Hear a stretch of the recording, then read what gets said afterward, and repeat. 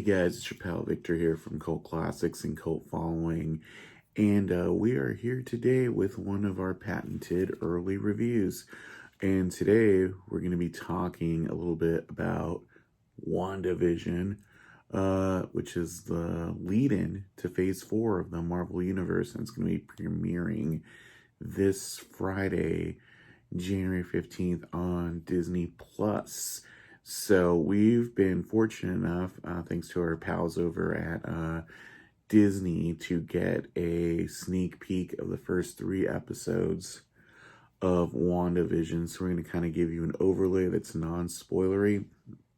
Now I'm going to be the first guy here, to be honest. I was not super jazzed about this show. Like, when I saw the early ads and the posters, I'm like, it's going to be like a send-up of old TV shows. And I'm like, not the biggest fan of Wanda and Vision in the MCU per se. I mean, I like Paul Bettany. I liked him as Jarvis, and I liked him as Vision. But they really didn't do much with him aside from, Age of Ultron, where he was introduced as being really cool. And ever since then, they've kind of like, everything after that was kind of about like nerfing him. He didn't really do much in Infinity War except to like get pierced by that one of the guys in Thanos's Black Order, and then basically just get killed off at the end for the Mind Gem. And I like Wanda. I think they did a good job building her up, from Age of Ultron and in the Captain America Civil War movie all the way through Infinity War and Endgame. So I kind of almost felt like her arc was done, and, given how Infinity War ended, it's like there's not that much more to do with Vision. So I'm like, okay, well, I'll check this out. I mean, it's kind of like 2 lower tier characters. Maybe they'll do something fun with it. Now, this series is written by Jack Schaefer, and she was one of the writers on Captain Marvel and wrote Black Widow, which we haven't seen yet because, it's been a year since we've had any new MCU because of the pandemic. So this is our first kind of real glimpse at seeing what she's about. And if this is what she's about, I'm actually really excited for Black Widow because WandaVision is all about playing with meta. Because the first, these episodes are sort of like each based on a different, era of television and kind of like the leading show of that era. And it's really straightforward. Like, episode 1 is like I Love Lucy. Episode 2 is Bewitched / I Dream of Jeannie. And it's a fun, zany sitcom adventure in that mold, but the real story is all in the meta. There's like, you listen to the dialogue, and you look in the background, and there's stuff going on. And then by the time you get to episode 3 is when you're like, oh, I get that there's something going on here. And I'm not going to spoil it for you. But if the first couple episodes, which are the 2 that are debuting this Friday, seem a little hard for you to get into, just hold on one more week, and then you'll kind of be like, I know what's up. That being said, there's a lot here for people who know about comics. And all I can say is kind of keep your eyes open for Easter eggs, because there's stuff here that's tied into stuff you've already seen in other movies, or that you've seen in video games or comics. You'll be like, oh, like, what's that logo about? Or, oh, what's that about? And that's kind of where it's at. And a lot of it is done in the dialogue, and they're smart about it. I mean, it's building this kind of like atmosphere of dread, sort of like a Twin Peaks thing, where you're watching this drama about a small Pacific Northwest town, but there's just all this dread in the subtext. And that's kind of like what's going on here.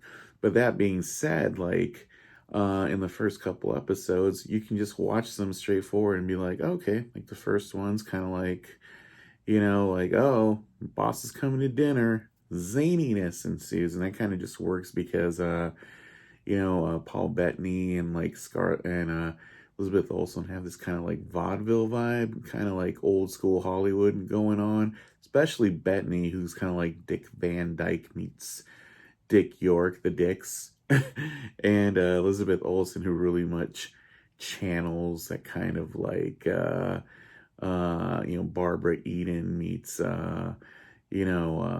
Samantha from Bewitched meets Mary Tyler Moore vibe, and they get a lot of cool like side actors on the side and the side supporting roles that kind of back that up too. Like Catherine Hahn is like the nosy neighbor, and she's great in this. She's like And episode 2 has this kind of like the neighborhood queen bee who runs the fundraisers, and that's played by Emma Caulfield. If you ever watched Buffy the Vampire Slayer, she plays Anya, this kind of like very literal sort of thing, and it really works well in a classic sitcom sense. And it's just like, oh, you could see it if you ever watch Once More with Feeling, and here you're like, oh, yeah, it's the same kind of thing going on.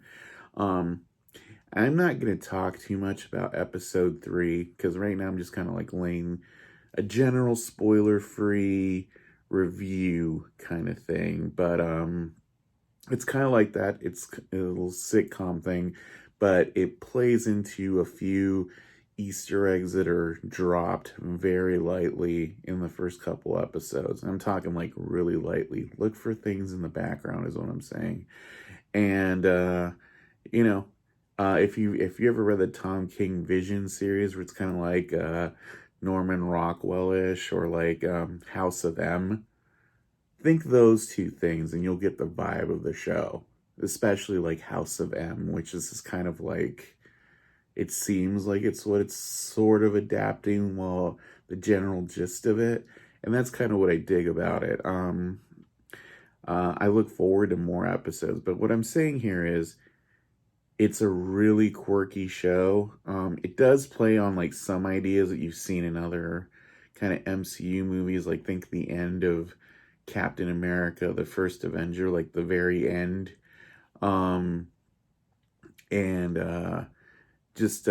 Or even like the general conceit of the first Thor movie. Like, I'm just giving you vibes. But if you like classic sitcoms, if you like quirky humor, and if you want to see like just crumbs leading to an interesting premise, you're going to enjoy WandaVision. It's a cool show. It plays well within the medium of television. The episodes are really short. They're like half hour long. And then there's just, like I said, little Easter eggs. The old TV shows have ads built into them, is all I'm saying. So check it out. If you have Disney Plus, really cool show, a lot of fun. I'm anxious to see where it's going, and we're gonna do recaps every week to let you know what's up, our theories, what we think is going on. And the first one will be up this Friday. So this is just the general, like, watch WandaVision. We think it's cool. Cult following. Thumbs up.